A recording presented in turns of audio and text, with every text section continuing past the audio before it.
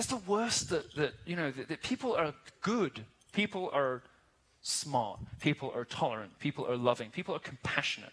Now, much of that is due to the heavy presence of Christianity in real America.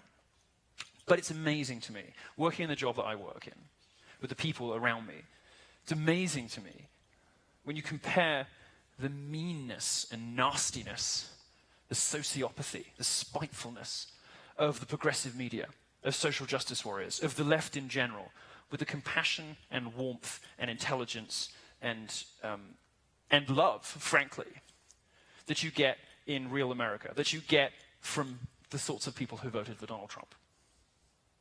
They're more fun.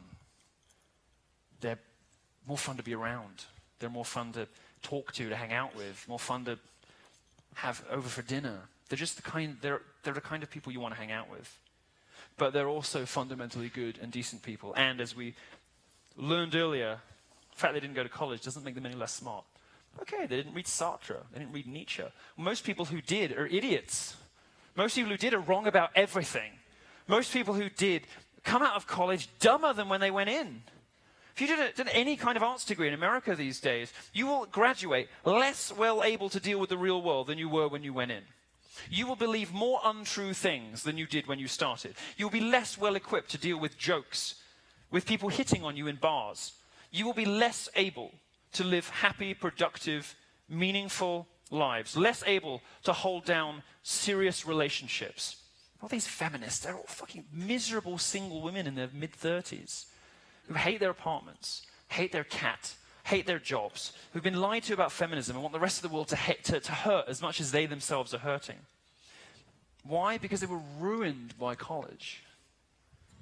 And my experience of real America is so different. It's so different from the way the media describes it, that it makes me, on your behalf, hugely angry, even offended. And from my point of view, this is working class America's revenge in the form of Donald Trump is long overdue and very, very welcome. The difference between libertarians and conservatives is that we don't believe that people are fundamentally evil. We think people are fundamentally good, that they know better how to run their own lives than the government does. Now, all of the evidence suggests that governments are really, really shit at running everything. Really bad.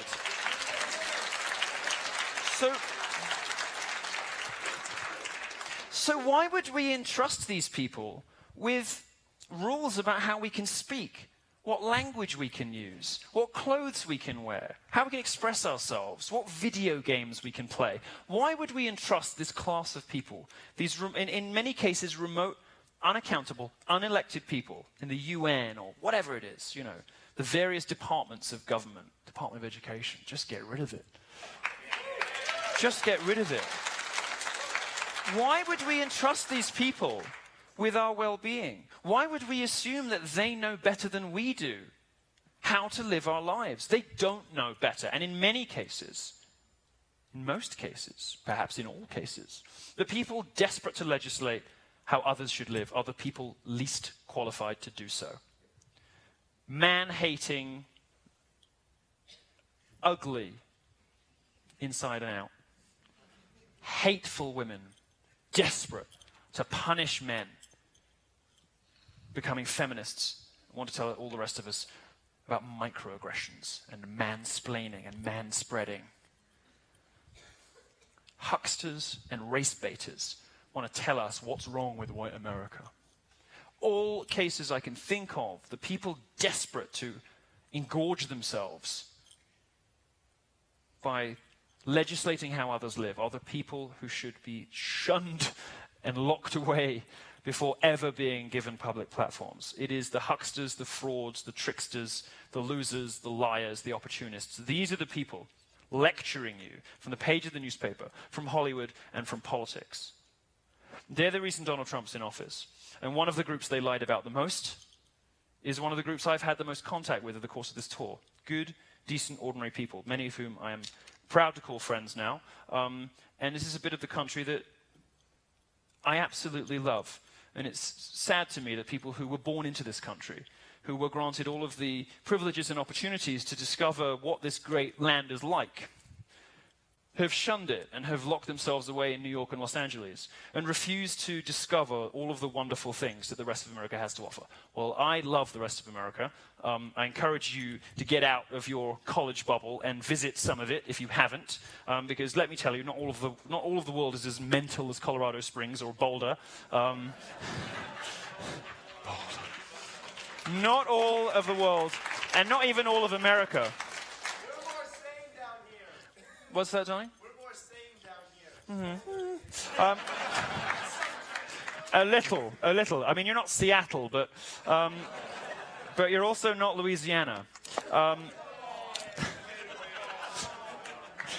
Thank you very much. And I would encourage you to treat this presidency as an opportunity to take back some of the ground that was lost. And I don't necessarily mean fighting identity politics with identity politics, but rather reclaim for America some reason, some logic, some common sense. Demonstrate how insane and ludicrous this stuff is.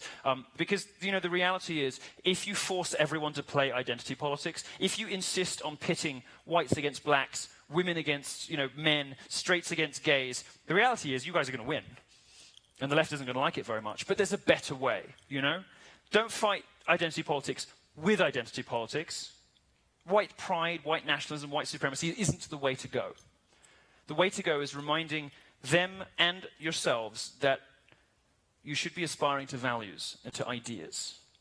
You should be focusing on what unites people, not what drives them apart. And you shouldn't give a shit about skin color. You shouldn't give a shit about sexuality. You shouldn't give a shit about gender. And you should be deeply suspicious of the people who do. Thank you very much.